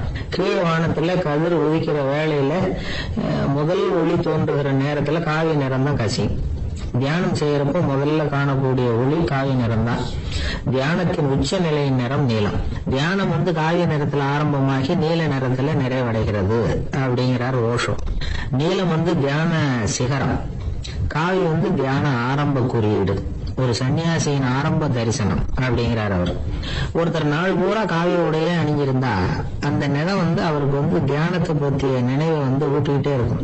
இப்படியே ஆடைக்கும் தியானத்துக்கும் இடையில ஒரு தொடர் ஏற்படுது. ஒரு துறவியின் உள்ளார்ந்த பண்பா அது மாறுது. கடை வீதியில ஒரு பொருள் வாங்க போறோம், அது மறந்துடக்கூடாதுங்கிறதுக்காக ஞாபகம் முடிச்சு போட்டுக்கிறோம். அந்த முடிச்சுக்கும் பொருளுக்கும் தொடர்பு இல்லை. ஆனா கடை வீதிக்கு போன உடனே அந்த முடிச்சு அந்த பொருளை ஞாபகப்படுத்துது. அதாவது அந்த முடிச்சு ஒரு தொடர்பு அம்சமா அமையுது. அது மாதிரிதான் காவி உடையும். ஒரு துறவி நடக்கும்போது, சாப்பிடும்போது, குளிக்கும்போது அவருடைய காவி உடை அவருக்கு ஞாபகப்படுத்திக்கிட்டே இருக்கும். அது ஒரு நிலைப்படுத்தப்பட்ட நினைவாக ஞாபகம் முடிச்சாக மாறிடுது. காவி ஆடை இல்லைன்னா ஒருத்தரால துறவியாக முடியாதுன்னு அர்த்தம் இல்லை. அதே நேரத்துல காவி ஆடையால ஒன்னும் பிரயோஜனம் இல்லை, அதுல ஒன்னும் அர்த்தம் இல்லை அப்படின்னு சொல்லிட முடியாது. இதுதான் உண்மை. இவ்வளவு தூரம் காவி ஆடையை பத்தி சொல்றதுனால எல்லாரும் சன்னியாசியா போடுவோம் அப்படின்னு நாம சொல்றதாக யாரும் நினைச்சிடக்கூடாது. மனசுக்கும் நிறத்துக்கும் உள்ள சம்பந்தத்தை தெரிஞ்சுக்கிறதுக்காக தான் இவ்வளவு. நமக்கு தெரிஞ்ச நண்பர் ஒருத்தர் இருக்கிறார், ஆபீஸ்ல வேலை பார்க்கிறவர். ஒவ்வொரு மாசமும் 20ஆம் தேதிக்கு பிறகு அவர் போய் பாத்தீங்கன்னா காவி உடை அணிஞ்சுக்கிட்டு, கண்ணை மூடிக்கிட்டு, கை ரெண்டையும் விரிச்சு வச்சுக்கிட்டு தியானத்திலேயே உட்காந்துருப்பாரு. ஏன் இப்படி பண்றீங்கன்னு கேட்டேன். அதாவது 20ஆம் தேதிக்கு பிறகு என் கையில ஒரு பைசா கூட கிடையாது, ஒரு சன்னியாசி லெவல்ல இருக்கிறேன், என்கிட்ட எதுவும் செலவுக்கு கேட்காத அப்படின்னு என் மனைவிக்கு நான் சூக்கா உணர்த்துறதுக்காக அப்படி உட்காந்துருப்பேன் அப்படின்னு விளக்கம் கொடுக்கிறார் அவர். ஒரு சிகை அலங்கார கூடம், ரொம்ப சுறுசுறுப்பா எல்லாரும் வேலை செஞ்சிட்டு இருக்கிறாங்க. முடிவெட்டிக்க வந்திருக்கிறவங்க நிறைய பேர், எல்லாரும் வரிசையா உட்காந்துருக்கிறாங்க. அந்த சமயத்துல திடீர்னு கதவை திறந்துகிட்டு ஒருத்தர் உள்ள வர்றாரு. அவரு ஒரு பெரிய மனிதர், அவரும் முடிவெட்டிக்கிறதுக்காக தான் உள்ள வந்திருக்கிறாரு. அவரை பார்த்த உடனே எங்க வரிசையில உட்காந்துருந்தவங்க எல்லாரும் எழுந்திரிச்சு அவர்கிட்ட வந்துட்டாங்க. அவரை சுத்தி நின்றுட்டாங்க. எப்படி இருக்கிறீங்க, நல்லா இருக்கீங்களா அப்படின்னு விசாரிக்க ஆரம்பிச்சுட்டாங்க. எல்லாம் முடிஞ்சதும் வந்தவர் கேட்டாரு, வரிசையில கடைசியா இருக்கிறவர் யார் அப்படின்னு கேட்டாரு. ஏன்னு கேட்டாங்க. நான் அதுக்கு அடுத்தபடியா உட்காரணும், அதுக்காக தான் கேட்கிறேன் அப்படின்னாரு. உடனே அங்க இருந்தவங்க எல்லாம் என்ன சொன்னாங்க தெரியுமா, நீங்க வரிசையில காத்திருக்க கூடாது, நீங்க அரசாங்கத்தின் தலைவர், உங்களுக்கு நேரம் முக்கியம், அதனால நீங்க முன்னாடி போங்க அப்படின்னு சொன்னாங்க. ஆனா அதை அவர் கேட்கல. தோழர்களே, உங்களுடைய கருத்துக்கு ரொம்ப நன்றி, எல்லாரும் வரிசையா தான் வரணும், அதுதான் முறை, வரிசையில வரணுங்கிற நடைமுறையை நானும் பின்பற்ற விரும்புறேன், நாம எல்லாரும் சமமானவர்கள் அப்படின்னார். இப்படி சொல்லிவிட்டு வரிசையில கடைசியா இருந்த ஒரு நாற்காலியில போய் உட்கார்ந்துகிட்டார். தன் சட்டை பையில இருந்த ஒரு செய்தித்தாளை எடுத்தார், படிக்க ஆரம்பிச்சிட்டார். ஆனா அங்க இருந்தவங்களால இதை பாத்துக்கிட்டு சும்மா இருக்க முடியல. ஒருத்தர் எழுந்திரிச்சு வந்தார். ஐயா, இப்ப என்னுடைய முறை வந்திருக்குது, நான் தான் போக வேண்டிய முறை, உங்களை இங்க காத்திருக்க வைக்கிறத விட ஒரு 5 ஆண்டுகளுக்கு கூட நான் முடிவெட்டிக்காம இருந்துட முடியும் அப்படின்னார். அவர் மறுபடியும் சொன்னார், ஐயா, நீங்க வரிசை முறையை தாண்டி போக விருப்பப்படல, சரி, ஆனா என்னுடைய முறையை மாத்தி கொடுக்கறதுக்கு எனக்கு முழு உரிமை இருக்குது. இதுக்கு பதிலா உங்களுடைய கடைசி இடத்தை நான் எடுத்துக்கிறேன், இதை நீங்க மறுக்க முடியாதுன்னார். அங்க இருந்த மத்தவங்களும் இதை ஒரு மனசா வற்புறுத்த ஆரம்பிச்சுட்டாங்க. அந்த பெரிய மனிதர் பார்த்தார், சரின்னு கடைசியா ஒத்துக்கிட்டார். அவர் யார் தெரியுமா, அவர் தான் மாவீரர் லெனின். ரஷ்யாவில கிரெம்ளின் சிகை அலங்கார கூடத்துலதான் இது நடந்தது. எல்லாரும் இந்நாட்டு மன்னர்கள்னு வாயளவுல பேசுறதுல என்ன பிரயோஜனம், நாம எல்லாரும் சமம் நடைமுறையில கடைபிடிச்சு காட்டினவங்க கொஞ்சம் பேர் தான். அவங்கள ஒருத்தர் தான் லெனின். வரிசையில நின்று வர்றதுங்கிறது ஒரு சிறந்த பண்பு, உயர்ந்த பண்பு. இன்னைக்கு பல இடங்கள்ல அது நமக்கு தேவைப்படுது. ஒரு ரேஷன் கடை வாசல், கடை திறக்கிறதுக்கு முன்னாடியே எல்லாரும் வரிசையில நின்றுட்டாங்க. கடைசியா அந்த ஒருத்தர் கியூல முன்னாடி போறதுக்கு முயற்சி பண்றாரு. ஏற்கனவே நின்றுட்டு இருக்கிறவங்க அவரை முன்னாடி போறதுக்கு விட மாட்டேங்கிறாங்க. கடைசியா போய் நில்லையா அப்படின்னு எல்லாரும் கத்துறாங்க. அதான் அவர் காதுல வாங்கல, முண்டி அடிச்சுட்டு முன்னாடி போறதுக்கே முயற்சி பண்ணிட்டு இருக்கிறார். எல்லாரும் சேர்ந்து அவரை வலுக்கட்டாயமா இழுத்து கொண்டாந்து பின்னாடி கொண்டு போய் நிறுத்திவிட்டாங்க. நிறுத்திவிட்டு சொன்னாங்க, "இத பாருப்பா, நாங்க இருக்கிற வரைக்கும் நீங்க முன்னாடி போய் எதையும் வாங்க முடியாது, தெரிஞ்சுக்கோ" அப்படின்னாங்க. இப்போ அந்த ஆளு சொன்னாராம், "நான் இங்க